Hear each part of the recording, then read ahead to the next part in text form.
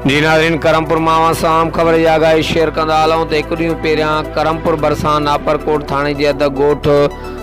नापरकोट में पाणी जे मामूली मसइले ते बासर वॾेरे रहिस करीम बख्श नापर जे बासर पुटनि संदसि हथियार बंद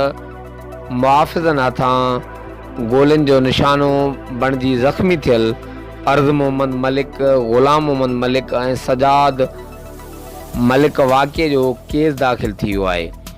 फ़रियादी मोहम्मद पुनल मलिक जी फ़रियाद ते रहिस करीम बख्श नापर, संदसि पुटनि सलीम नापर, इमरान नापर, संदसि मुआफ़िज़नि रहीम बख्श मलिक, शाह मोहम्मद मलिक, ग़ुलाम शब्बीर चाचड़ समेत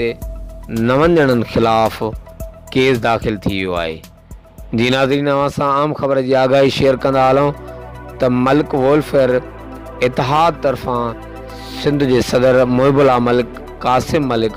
ग़ुफ़रान मलिक, मुमताज़ सिंधी मलिक, अब्दुल नबी मलिक, इब्राहिम खाकी ऐं मलिक बिरादरी जे सवे माण्हुनि नापरकोट थाणे ते पहुची जेको आहे त बासर वॾेरे उन्हनि जे पुटनि ऐं जेके उनजा मुहाफ़िज़ हुया जंहिं फायरिंग कई ग़रीब हारियुनि ते,